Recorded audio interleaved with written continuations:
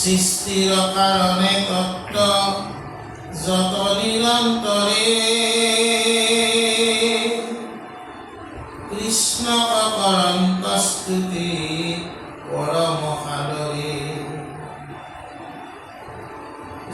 জ্ঞানীগণে মন নিয়মি সকলে যিনি আলোচন মায়া জ্ঞান যুগ বলে তোমাত কবিতাটো কৰিয়া সহায়ী কৰি সংসাৰ তোমাতলি নযায় বুলিয়া জ্ঞানীও হৈ আমাত প্ৰৱেশ ভকত সকলে হৈল কিমতে বিশেষ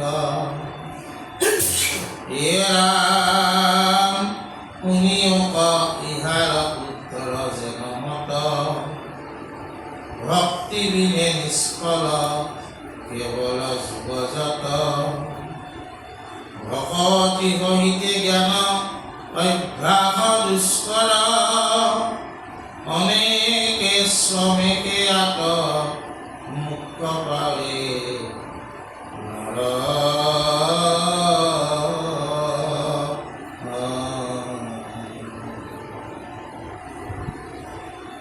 হে ৰাম তোমাৰ ভকতি একো সহায় নচাৱে কেৱল ভকতি সুখে প্ৰকুণ্ঠে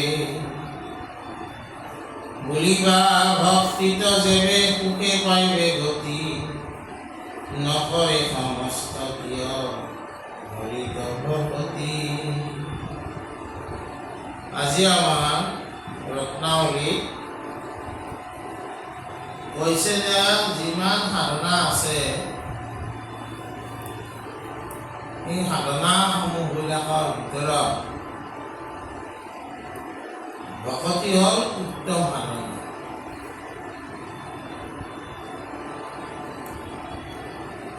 আৰু এই ভকতিকে শ্ৰেষ্ঠ সাধনা বুলি সাধুসকলে নিৰূপিত কৰিছে আমি আগতে বহিৰংগ সাধনাবিলাকৰ কথা আলোচনা কৰিছোঁ এই বহিৰংগ সাধনাসমূহ তপ জপ জাপ যজ্ঞ ব্ৰত উপবাস ইত্যাদি ইয়াৰ লগত যদি ভক্তিযুক্ত হয় তেতিয়া ই অন্তৰংগ সাধনালৈ ই ৰূপান্তৰিত হয় এতিয়া কথা হ'ল কি এই সাধুসকলে এই কথা তেওঁলোকৰ উপলব্ধি আৰু অভিজ্ঞতাৰ পৰা লাভ কৰিছিল কাৰণ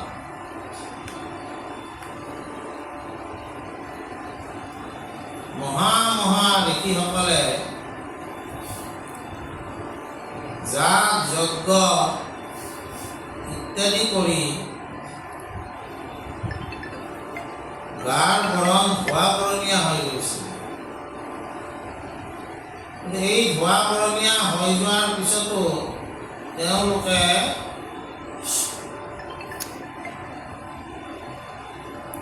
পূৰ্ণকাম যিটো সিদ্ধি সেইটো লাভ কৰিবলৈ সমৰ্থ হোৱা নাছিলে আৰু সেইকাৰণে শৌনক প্ৰমুখ্যে ঋষিসকলে সূতক কৈছিলে যে তোমাৰ মুখে আমি ভাগৱত কথা শুনিব ইচ্ছা কৰিছোঁ কাৰণ এই কথা ভগৱত কথা শুনিলে বা শ্ৰৱণ কৰিলে বা কীৰ্তন কৰিলে বা স্মৰণ কৰিলে আমি ভক্তি পন্থত যুক্ত হ'ব পাৰিম বুজা নাই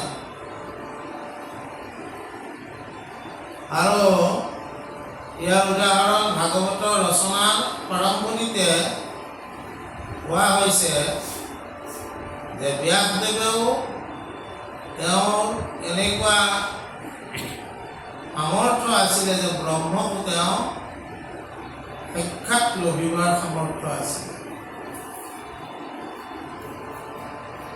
কিন্তু তথাপি ব্যাসে যেতিয়ালৈকে ভাগৱত ৰচনা কৰা নাছিলে তেতিয়ালৈকে তেওঁ কি হৈছিলে তেওঁ উগুল থুগুল অৱস্থা হৈছিলে বদলিকা সমসময় আশ্ৰমত আউল জাউলকৈ বহি আছিলে, সেই সময়ত নাৰদে যায় ব্যাসক উপদেশ কৰিলে, তুমি সকলো কৰিছা, জ্ঞানপন্থৰ কাৰণে সকলো কৰিছা, কৰ্মপন্থৰ কাৰণে সকলো কৰিছা, কিন্তু তুমি ভক্তি পন্থৰ কাৰণে একো কৰা নাই। আৰু সেইকাৰণে তুমি পাগলৰ দৰে হৈছা। তুমি ভক্তি পন্থৰ শাস্ত্ৰ ৰচনা কৰা, যি ভক্তি কৰিলে স্ত্ৰী ক্ষুদ্ৰ পাপী তাপী সকলোৱে যাতে কৰিব পাৰে, এই ভক্তি কৰি এই কৃষ্ণ ভক্তিৰ কথা তুমি লিখা। তেতিয়া মানে ব্যাসে ভগৱন্ত কৃষ্ণক আধাৰ হিচাপে লয় ভক্তি আৰু সৎসংগ মানে অস্ত্ৰ হিচাপে লয় এই ভাগৱত শাস্ত্ৰ ৰচনা কৰিছে। গতিকে ব্যাসৰ দৰে এজন মহান ঋষিয়ে চাৰিবেদ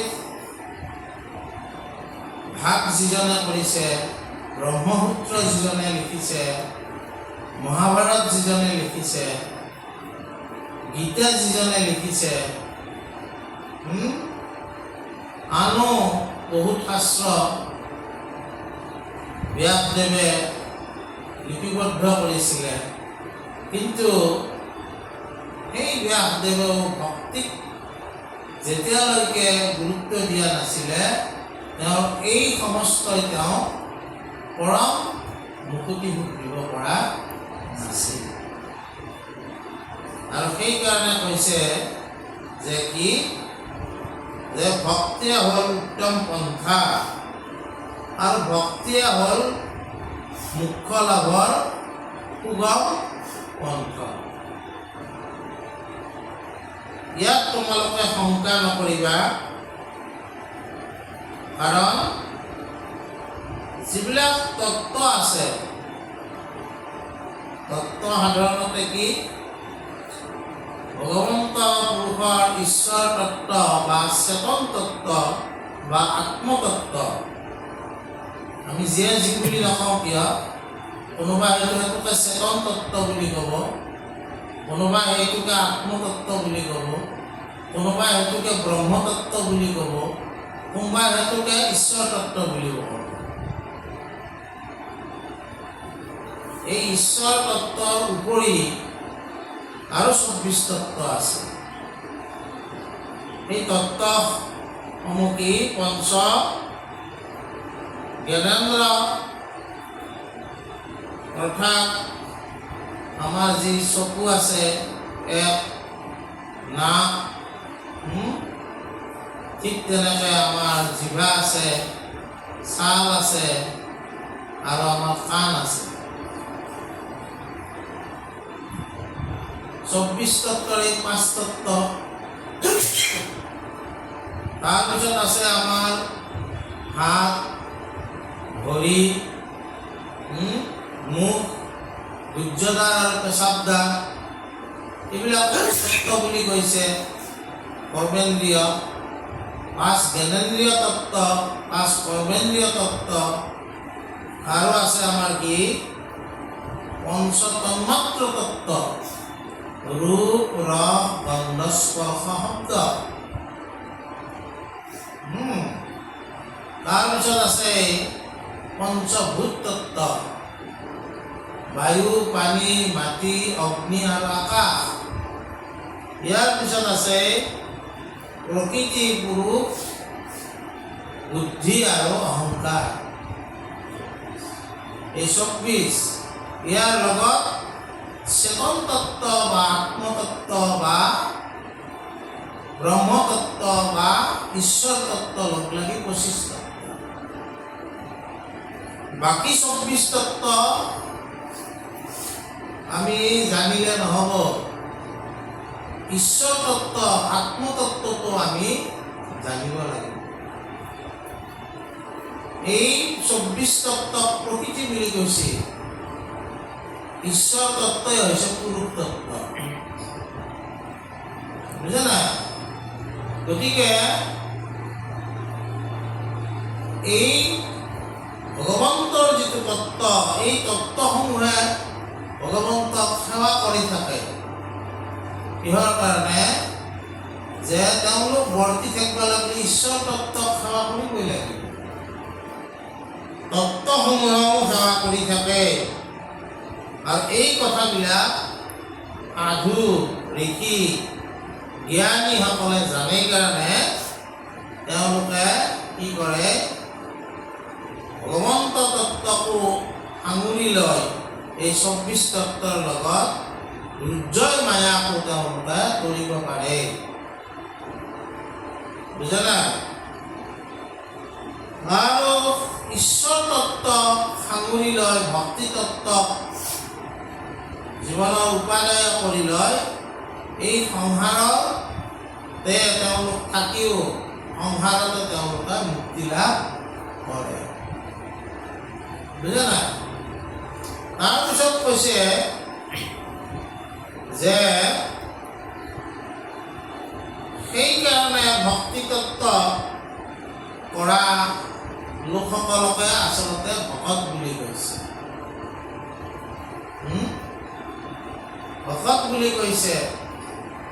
সেইকাৰণে এই ভক্তি তত্ত্বক যিয়ে সাদৰি লৈছে তেওঁ ভকত।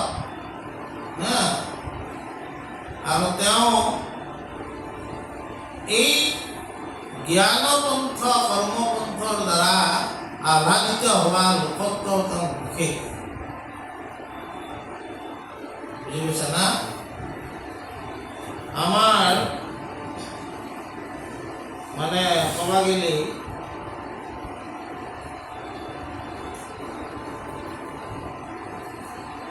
আমাৰ যিটো ভক শব্দ আছে,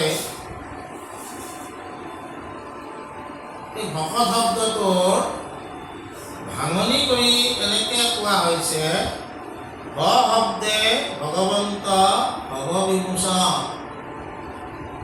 ভজন ভক্তিত তুষ্ট অন্তনাৰায়ণ।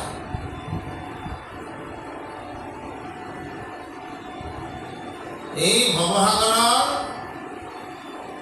তৰাৰূপে একমাত্ৰ ঈশ্বৰ গুৰু। আৰু ঈশ্বৰক তৰা কাৰণে তুমি কি কৰিব লাগিব? ঈশ্বৰক ভজনা কৰিব লাগিব। বুজা নাই? ক শব্দে কৃষ্ণ ভক্তি পবিত্ৰ কৰায় আত্মাক দেশন্ত কৃষ্ণ সমস্ততে সম। ক শব্দে কৃষ্ণ ভক্তি পবিত্ৰ কৰা আৰু আত্মাক দেশন্ত কৃষ্ণ সমস্ততে সম। বুজা নাই? কৃষ্ণ ভক্তি হ'ল পবিত্ৰ পন্থ, পৰম পবিত্ৰ পন্থ বুলি কৈছে। আৰু এই পন্থত খোজকাঢ়াসকলে তেওঁলোকে আত্মতত্ত্বৰ জ্ঞান লাভ কৰিব পাৰে বুলি কৈছে। আৰু নিজকে চিনি পায়। নহ'লে কি হ'ব? এই ২৪ তত্ত্বৰ ভিতৰতে তুমি থাকিব লাগিব। এই ২৪ তত্ত্ব মানে প্ৰকৃতি তত্ত্ব। প্ৰকৃতি ঈশ্বৰে যে তৈয়াৰ কৰিছে, প্ৰকৃতি কোনে তৈয়াৰ কৰিছে? ঈশ্বৰে তৈয়াৰ কৰিছে। সেই তত্ত্বৰ পৰাই তুমি বঞ্চিত হৈ থাকিবা। তাৰপিছত কি হৈছে? ত শব্দে তৰণৰ উপায় পৰা হৃদয় মধ্যত দেখে কৃষ্ণ চৰণ। তাৰমানে ভগৱন্তৰ চৰণ হৃদয়ত যিসকলে মানে ৰাখিবলৈ বা মন মগজুত ঈশ্বৰৰ চৰণ কমল সেৱা কৰিবলৈ যিসকলে ইচ্ছা কৰিছে, তেওঁলোকে কি তৰণৰ উপায় পাইছে। সেইকাৰণে আমাক ৰত্নাৱলীয়ে কৈছে কি যে ভকতসকল সেইকাৰণে বিশেষ বুলি কৈছে।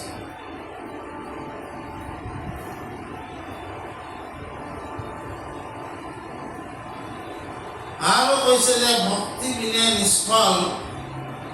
যিমানে তুমি যোগাভ্যাস নকৰাকা, যিমানে তুমি সাংখ্য তত্ত্ব নজনাকিয়া, যিমানে তুমি বৈষয়িক নহও কিয়া, যিমানে তুমি মীমাংসা তত্ত্ব নাজানা কিয়া, কিন্তু তোমাৰ যদি ভকতি তত্ত্ব তুমি আঁকোৱালি লোৱা নাই, তেনেহ'লে সকলো নিষ্ফল বুলি কৈছে। আত্মজ্ঞানৰ পৰা তুমি বঞ্চিত হৈ থাকিবা। তুমি কেৱল এই প্ৰকৃতি তত্ত্বৰ ভিতৰতে আবদ্ধ হৈ থাকিবা। তাৰপিছত কৈছে যে ভকতি সহিতে জ্ঞান অভ্যাস দুষ্কৰ, অনেক শ্ৰমিকে মুখ্য পাবে নহয়। ভক্তিৰ লগত যুক্ত হোৱাটো এনেই বহুত সহজ, যদি হৃদয়খন চাফা হয়। পবিত্ৰ হৃদয় যাৰ ঈশ্বৰ সহায়তা। কপট আচাৰ তেজীয়া মন, কেৱলে ভজিও হৰিশ্বৰণ। আমি তাৰমানে বাৰে বাৰে চেষ্টা কৰিও আমাৰ হৃদয়ৰ পৰা আমি কপটতা হ্ৰাস কৰিব নোৱাৰোঁ। প্ৰতি পদে পদে আমাৰ কি জন্ম পায়? ঈৰ্ষা জন্ম পায়, অসূয়া জন্ম পায়, অহংকাৰ জন্ম পায়, তিৰস্কাৰ জন্ম পায়। এইবিলাক নষ্ট হোৱা পিছতহে তুমি ভক্তিযুক্ত হ'ব পাৰিবা।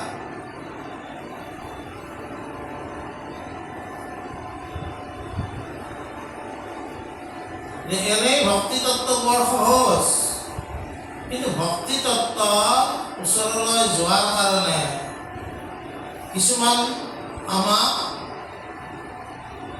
অৰ্হতা লাগিব। কি কি অৰ্হতা? তুমি যদি ঈৰ্ষা কৰি আছা, তেনেহ'লে তুমি ভক্তিৰ তত্ত্বৰ ওচৰলৈ যাব নোৱাৰিবা। তুমি যদি অহংকাৰ কৰি আছা, তেনেহ'লে তুমি ভক্তি তত্ত্বৰ ওচৰলৈ যাবলৈ নোৱাৰিবা। তুমি যদি অসূয়া কৰি আছা, অসূয়া মানে দুখ ধৰা, সাধাৰণতে দুখ ধৰা। এই অসূয়া, তুমি যদি কাৰোবাক তিৰস্কাৰ কৰি আছা, এতিয়া এইবিলাক কৰি তুমি কাৰোবাৰ ক্ষেত্ৰত যদি কপটতা কৰিছা, তেনেহ'লে তুমি ভক্তি তত্ত্বৰ ওচৰলৈ যাব পৰা নাই। ভক্তি কৰিবলৈ হ'লে এইবিলাক আচৰণ আমি এৰিব লাগিব। আৰু যিসকলে এইবিলাক এৰি ভক্তি তত্ত্বক সাৰগত কৰি ভগৱন্ত কৃষ্ণক ভজনা কৰিছে, তেওঁ বিশেষ হ'ব, তেওঁ বিশেষ। আৰু সেই বিশেষ কাৰণে তেওঁ হৃদয়ত ভগৱন্ত কৃষ্ণ সাক্ষাৎ কৰিব পাৰে বুলি কৈছে। বুজা নাই? তাৰপিছত সেই ভকতিৰ সহায়েৰে তেওঁ বৈকুণ্ঠলৈ যাব বুলি কৈছে। এনে বৈকুণ্ঠ আমি কি চিন্তা কৰোঁ যে আমাৰ ওপৰত মহাকাশত আমাৰ ওপৰত মহলোক আছে, দেৱলোক আছে, ব্ৰহ্মলোক আছে, তপলোক আছে, হয়নে? এনেকৈ যায় যে চূড়ান্ত শিখৰত কি আছে? বৈকুণ্ঠ লোক আছে। কিন্তু বৈকুণ্ঠ শব্দৰ যথাৰ্থতাটো ক'ত আছে? বৈকুণ্ঠ শব্দৰ যথাৰ্থতাটো আছে ক'ত? যে কোনো কুণ্ঠাবোধ যদি তোমাৰ হৃদয়ত নাই, তুমি ইয়াতে বৈকুণ্ঠ পাবা। তোমাৰ কাষত কোন বহি আছে? নামঘৰ এটাত আমি বহিছোঁ, নামঘৰত বহাৰ লগে লগে তোমাৰ এনেকুৱা অনুভৱ হ'ব লাগিব যে মোৰ কাষত সকলোবিলাক ঈশ্বৰৰ ভকত বহি আছে। যদি তোমাৰ মনলৈ আহে যে মই ইমান ডাঙৰ ধনী মানুহ, মই ইমান ডাঙৰ অফিচাৰ মানুহ, মই ইমান ডাঙৰ শিক্ষিত মানুহ, মোৰ কাষত দেখোন এইবিলাক অশিক্ষিত লোক বহি আছে, মোৰ কাষত দেখোন এইবিলাক দুখীয়া নিচলা বহি আছে, মোৰ কাষত দেখোন এইবিলাক নিচ মানুহ বহি আছে, এইবিলাক যদি ভাৱ তোমাৰ আহে তেনেহ'লে তুমি তাৰমানে কুণ্ঠা বহুত শেষ কৰিব পৰা নাই, তুমি বৈকুণ্ঠ নোপোৱা। বৈকুণ্ঠ মানে হ'ল কি, এই যিবিলাক ভাৱ এইবিলাকৰ ভাৱে তোমাক কি কৰে, কুণ্ঠিত কৰে, তোমাৰ মনটো বেয়া লগা। মই ইমান ডাঙৰ মানুহ, মই এই সৰু মানুহবিলাকৰ লগত বহি আছোঁ, এইখন সমাজত মই নাহোঁ। বুজি পাইছা না নাই?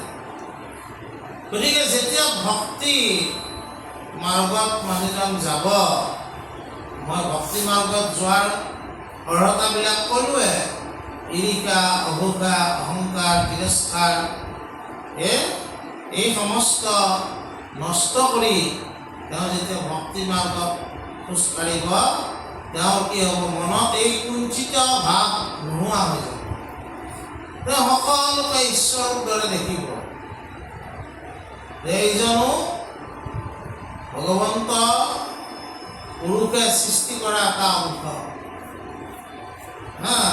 সমস্ত ভূতত আছো মই হৰি, সবাকো মানিবা তুমি বিষ্ণু বুদ্ধি কৰি। ভগৱন্তই এই ধৰ্মটো পালন কৰিব দিছে। মোৰ এইটো ধৰ্মৰ অল্পৰো নাহি হানি, যিহেতু সন্মুখে মই কৈলো তত্ত্ববাণী। সমস্ত প্ৰাণীক দেখিমেক আত্মসম, উপায় মধ্যত এইটো আতি মুখ্যতম। ঈশ্বৰে এই ধৰ্ম পালন কৰিব দিছে।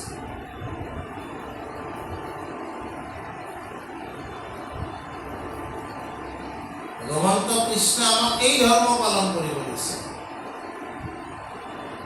বুজা না? গতিকে ভক্তি পন্থ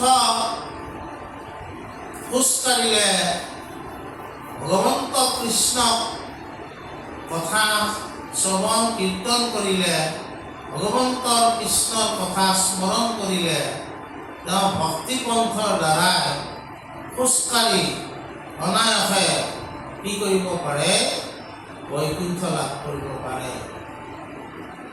এনেই ভক্তিপন্থ বৰ সহজ, কিন্তু অৰ্হতাবিলাক এইবিলাক। তোমাৰ হৃদয়ৰ পৰা কপটতা নোহোৱা হ'ব লাগিব, তোমাৰ হৃদয়ৰ পৰা ঈৰ্ষা নোহোৱা হ'ব লাগিব। কোনোবাই তোমাৰ কাষতে এটা বিল্ডিং বান্ধিছে, তোমাৰ মনটো কিয় বেয়া লাগে? আমাৰ বেয়া লাগে, আমি বিচাৰ কৰি ক'ত পইচা পালে। সিদিনালৈকে আমাৰ ঘৰত সি মানে আমি এৰা ভাতকেইটা খাইছিলে, আজি পটকৈ বিল্ডিংটো ক'ত বাঢ়িলে। আমাৰ মনত এটা কপট ভাৱ জন্ম পায়, আৰু আমি কি কৰোঁ, তেওঁ ক'ত পইচা পালে এইবিলাক বিচাৰ কৰি তেওঁক হেয় কৰিবলৈ চেষ্টা কৰোঁ। এই ভাৱবিলাক আমি এৰি ভগৱতী পন্থত যদি আমি খোজকাঢ়োঁ, তেনেহ'লে আমি বৈকুণ্ঠ লাভ কৰিব পাৰিম। তাৰপিছত কি কৈছে,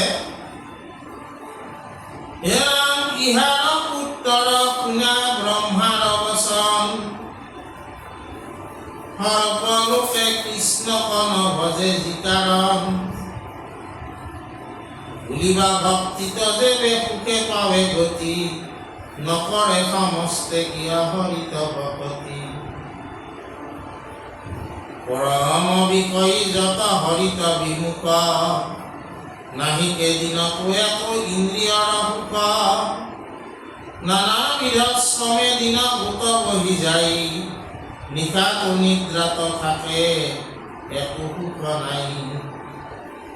স্বপ্ন দেখি নিদ্ৰা জাগয় ক্ষণে ক্ষণে, তাতো নানাবিধ মনোৰথ চিন্তে মনে। বহুবিধ অৰ্থ আশা কৰি থাকে যত, তাহাৰো নাহিকে সিদ্ধি দৈব কৰে হত। এই মতে ৰাত্ৰি দিনে বিষয়ত মতি, কৃষ্ণৰ কথাত কদাচিত নাহি ৰতি। আমাক ইয়াৰ পিছত কি কৈছে যে ভক্তি কৰিলে সকলোৱে সুখে গতি পায় বুলি কৈছে। তেনেহ'লে সকলোৱে কিয় ভক্তি নকৰে? আৰু কৈছে যে ঈশ্বৰ ভগৱন্ত কৃষ্ণক হৰিক ভকতি কৰি সকলোৱে যদি বৈকুণ্ঠই পায়, তেনেহ'লে সকলোৱে কিয় হৰিক ভক্তি নকৰে?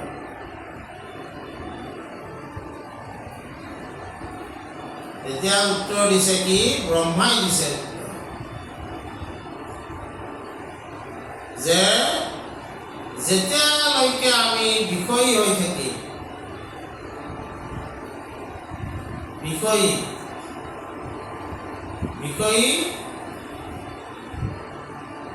মানে এই সুখ ভোগ কৰাৰ কাৰণে সুখ ভোগৰ লিপ্সাত আমি বিষয়ী হৈ থাকোঁ, আৰু সেইকাৰণে আমি কি হৈ থাকোঁ? ভগৱন্ত বিমুখ হৈ থাকোঁ। আমি শুনিছোঁ ঈশ্বৰৰ কথা,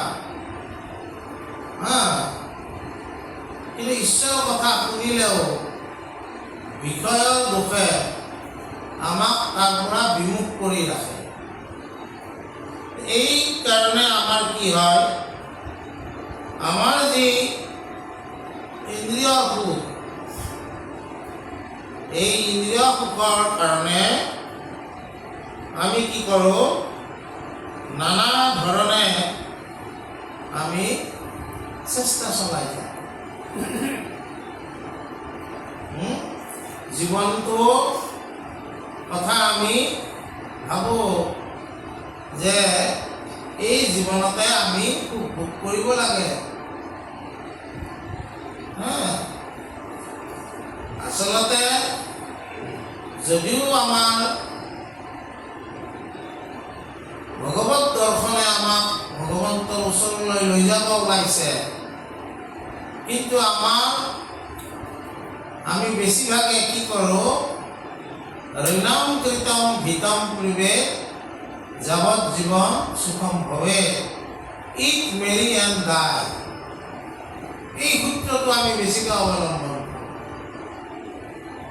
মানে দেখাত দেখিত আমি সকলোৱে কিন্তু ঈশ্বৰমুখী হোৱা যেন আমি দেখাওঁ, দেখা চলত দেখাওঁ, কিন্তু ভিতৰে ভিতৰে মনে আমাক কোনফালে লৈ যায়?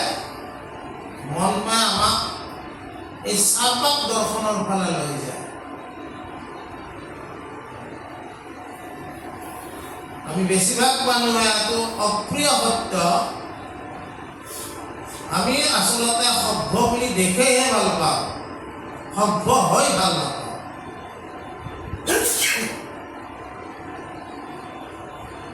কাৰণ সভ্য হ'লে তুমি ইন্দ্ৰিয় সুখৰ পৰা বঞ্চিত হ'বা। তুমি ভক্তি পন্থত গ'লে এইবিলাকৰ পৰা বঞ্চিত হ'বা। ডাঙৰ কথাটো হৈছে আমি সভ্য দেখাই ভাল পাওঁ, কিন্তু সভ্য হ'বলৈ টান পাওঁ। আজি ইমান শিক্ষাৰ প্ৰভাৱ থকা স্বত্তেও পৃথিৱীত নানা ধৰণৰ পৰিঘটনা কিয় ঘটি আছে? এইটো কাৰণে সভ্য আমি দেখাই আছো, কিন্তু প্ৰকৃতাৰ্থত আমি সভ্য হ'বলৈ টান পাইছোঁ।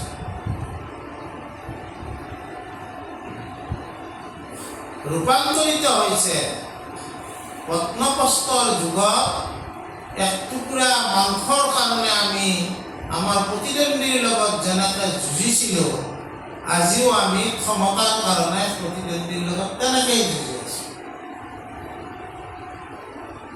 কিন্তু যুঁজাৰ ধৰণটো ৰূপান্তৰ হৈছে। বুজা নাই?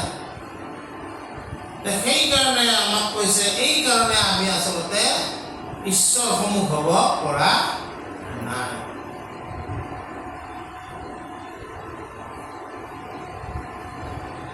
আৰু সেই ইন্দ্ৰিয় সুখৰ কথা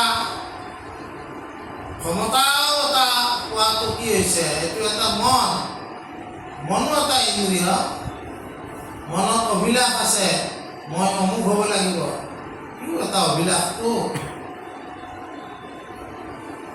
গতিকে কি কৰিছে যে দিনে নিশাই আমি সেইবিলাক চিন্তাতে আমাৰ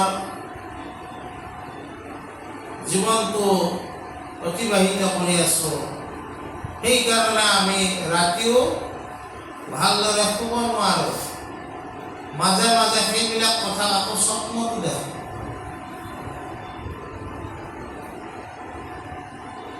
বুজা নাই?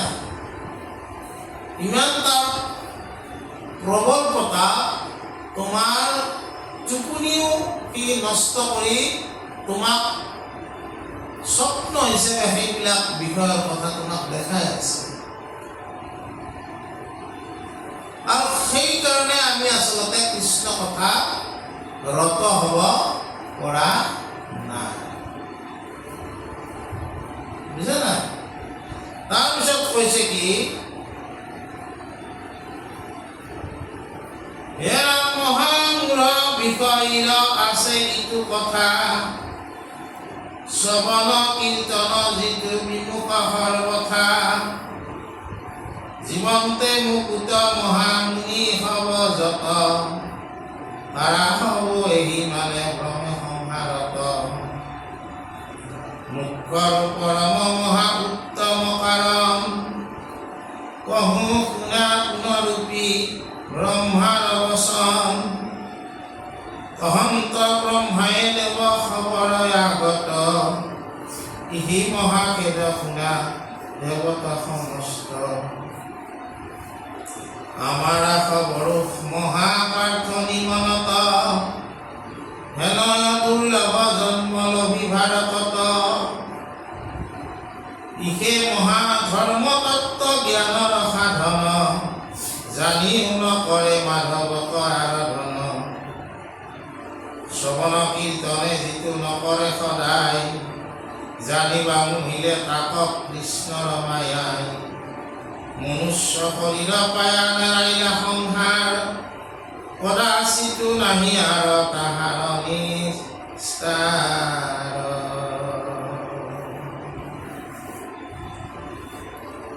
গতিকে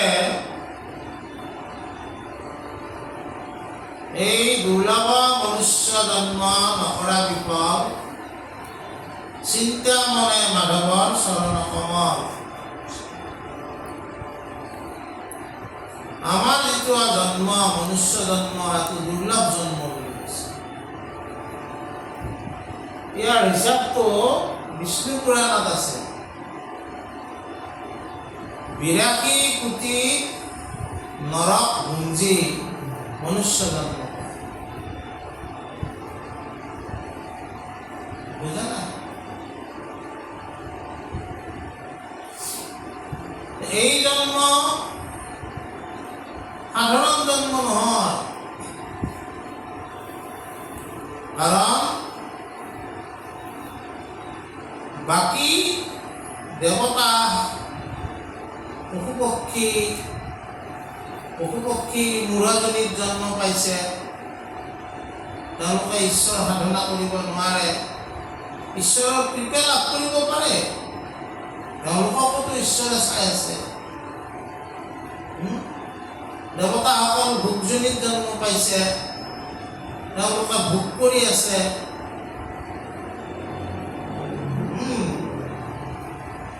মনুষ্যই জন্ম পাইছে সাধনজনী, মনুষ্য সাধনজনী তথা সাধনা কৰিব লাগিব মনুষ্য। আৰু এনেকুৱা সাধনা মনুষ্যক ঈশ্বৰে দান কৰিছে, সেই সাধনাৰ জৰিয়তে, এই সাধনাক অন্তৰংগ সাধনা বুলি কৈছে, এই অন্তৰংগ সাধনাৰ জৰিয়তে নৰে নাৰায়ণ হ'ব পাৰে।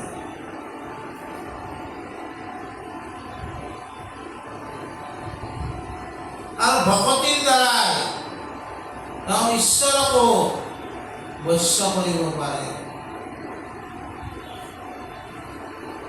কহয় মাধৱ মাই কিনো খাইলা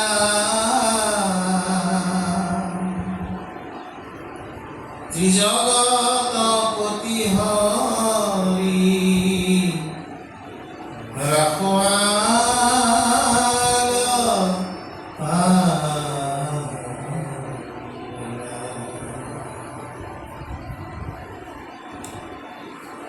হে মাধৱ, বৰ মাতৃ যশোদাক কোৱা হৈছে, কিনো তপ কৰিছিলা তুমি?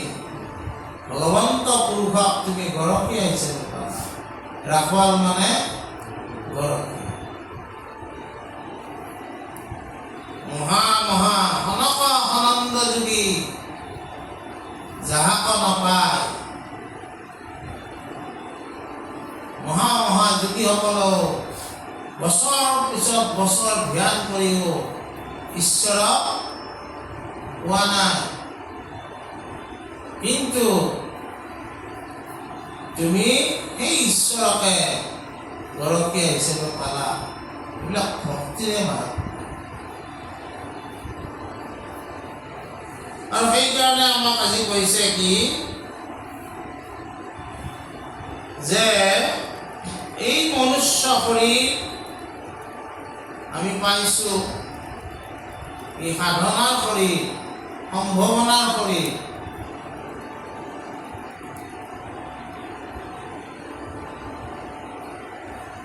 ইয়াৰ ঘটনাৰ লগত বাইবেলৰ ঘটনাৰো মিল আছে অলপমান। মনুষ্য যেনেকৈ সাধনাৰ শৰীৰ বুলি আমাক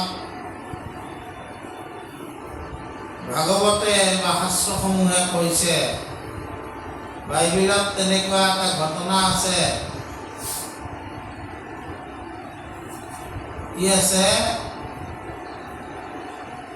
তেওঁলোকৰ মতে আমাৰ যেনেকৈ মনুৰ পৰা মানৱ সভ্যতাৰ সৃষ্টি হৈছে, মনু আৰু শত্ৰুপাৰ পৰা, বুজা নাই? তেওঁলোকৰ মতে আদম আৰু ঈভ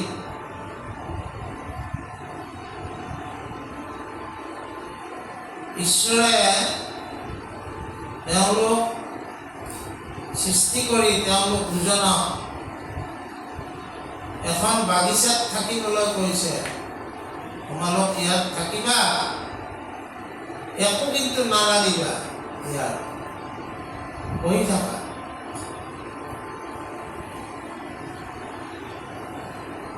তেওঁলোক আছে। ঈশ্বৰে গুচি যোৱাৰ পিছত তেওঁলোকৰ ওচৰলৈ শয়তান আহিছে।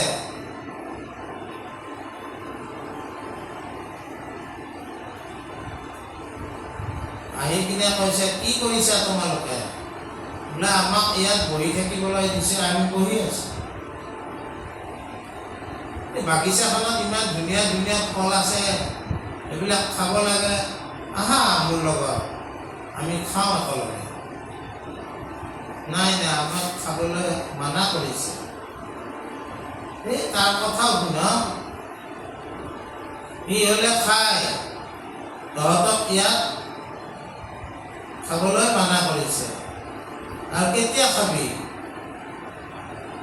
ইয়াৰ পিছততো তহঁত ইয়ালৈ আহিব নোৱাৰিবি, খাই ল। এনেকৈ নানা ধৰণৰ কথা কলুকুত কৰি সিহঁতে দুটা ফল ছিঙি আনি মুখত কামোৰ দিলে। দিয়াৰ পিছতে দুইটাই জংঘলৰ মাজত সোমাই থাকিল। ঈশ্বৰ আহিল, দেখি যে য'ত বহিব দিয়া হৈছিল তাত সিহঁত নাই। বিচাৰ কৰিলে, দেখিলে যে দুই জোপোহাৰ মাজত ইজনে সিজনে একেলগে নহয়, আগতেতো একেলগে বহি আছিলে, ইজনে সিজনে বেলেগ বেলেগকৈ দুটা জোপোহাৰ মাজত লুকাই আছে। তোমালোকে জোপোহাৰ মাজত কিয় আছা? ওলাই আহা। নাহে ওলাই। কিয়? সেই গছডাল আছিল জ্ঞান বৃক্ষ, জ্ঞান বৃক্ষৰ ফল খোৱাৰ পিছত আদম আৰু ঈভ ইহঁতৰ লাজ লজ্জাবোধ হ'ল। ইহঁত নামত আছিলে আৰু সেইকাৰণে লজ্জাবোধ যেতিয়া উৎপন্ন হ'ল জোপোহাৰ মাজত তেওঁলোক সোমাই গ'ল। ঈশ্বৰে ক'লে যে মই তোমালোকক বাধা কৰিছিলোঁ, তোমালোকে কিয় খালা এই ফল? যাৰ কৰ্ম সিদ্ধান্ত, তুমি যিটো কৰ্ম কৰিছা সেই কৰ্মৰ ফল তুমি ভোগ কৰিব লাগিব। আমাৰ শাস্ত্ৰবিলাকেও কৈছে,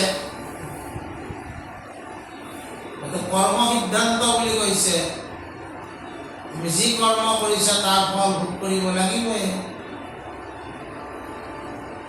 ঈশ্বৰে ক'লে যে এই মতা আদমক ক'লে, যিটো পুলিংগ, যে তই খাই থাকিব লাগিলে, পৃথিৱীত বাচি থাকিব লাগিলে, জীৱনটো অতিবাহিত কৰিব লাগিলে সদায় তোৰ মাথাৰ ঘাম মাটিত পেলাব লাগিব, তেতিয়াহে তই জীৱনটো কটাব পাৰিবি। অন্ন বাসস্থান, ৰুটি কপৰা মকান,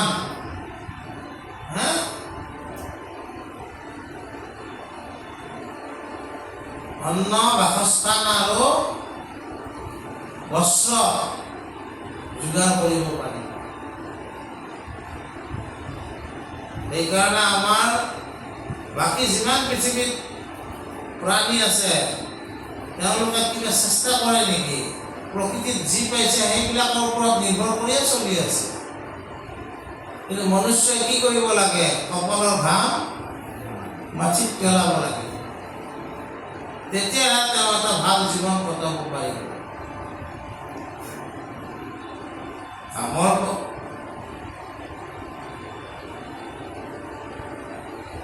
ভিন্ন ধৰণৰ কাম আছে, কিন্তু কাম কৰিবই লাগিব। আৰু মাইকী মাথাত যিজনী তিৰোতা আছিল তেওঁ ক'লে যে তুমি এই কৰ্মৰ ফলটো প্ৰসৱ বেদনাৰ সময়ত পাবা।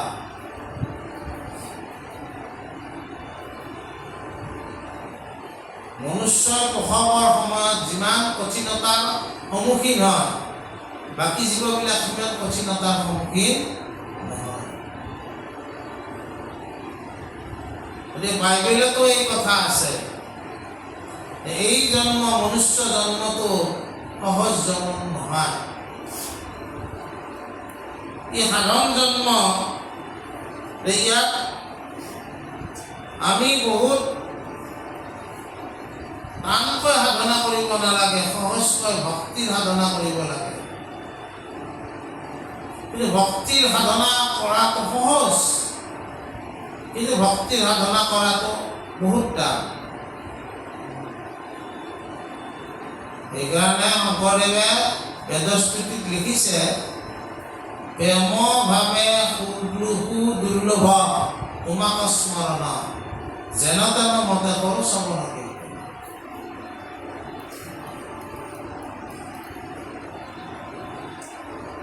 কাৰণ আমাৰ এই যিবিলাক গুণ, মানে আমি বিষয়ৰ দুখৰ গুণবিলাকে আমাক আৱৰি আছে, বুজানে? এই মায়াৰ পৰা আমি হাত সাৰিব নোৱাৰো। আৰু সেইকাৰণে আমাৰ কি হয়, ভকতিৰ পন্থত খোজকাঢ়োতে ফৰক বৰক হয়। কিন্তু তথাপিও আমি ভক্তিৰ পন্থত খোজকাঢ়িব লাগিব। ইয়াৰ পিছত কৈছে কি, যে এই সাধন শৰীৰটো পোৱাৰ পিছতো অনুচিন্তামণি বিফল হৈ যায়। ভাল বেয়া বিচাৰ কৰিব পৰা যিটো তুমি শৰীৰ পাইছা,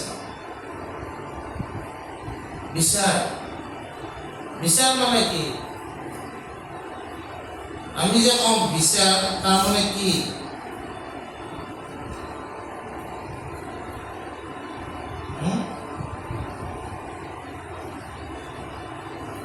আমাক যদি কয় যে বিচার, বিচার মানে আমি কি বুঝো?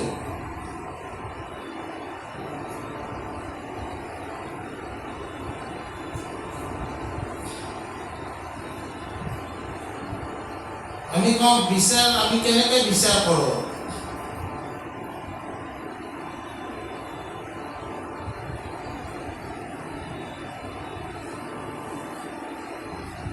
এই বিচার সম্পর্কে আমার কনসেপ্টটো কি? বিচার আমি কেনেকে করি?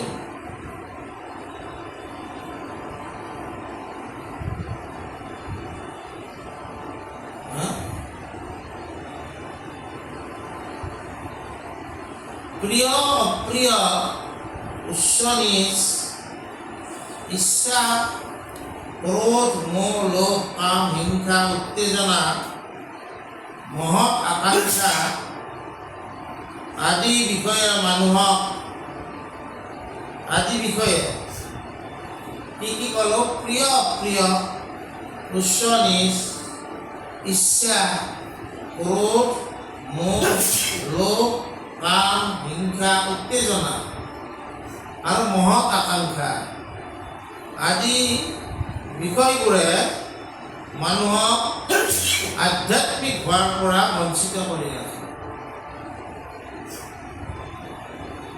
এই বিচাৰে এই সমস্যাসমূহ সমাধান কৰাত সহায় কৰে।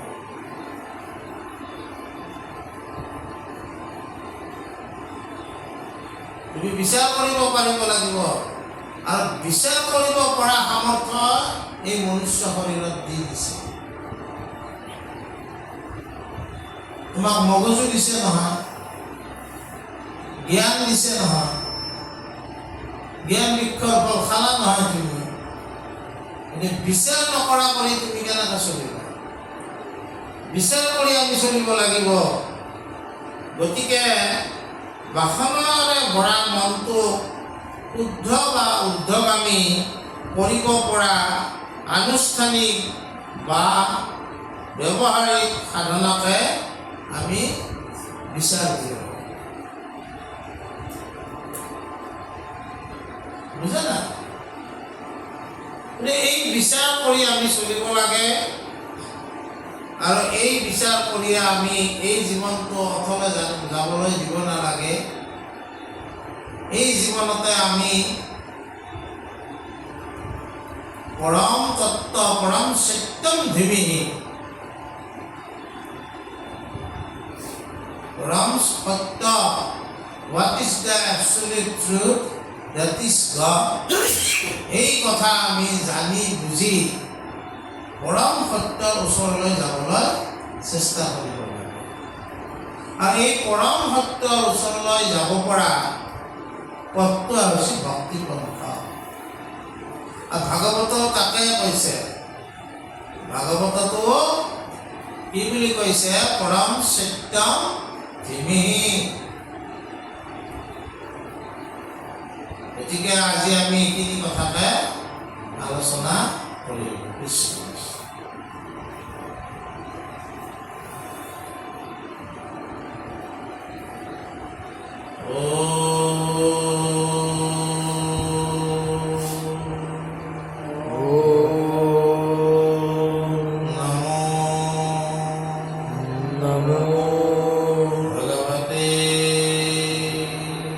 भगवते वासुदेवाय वासुदेवाय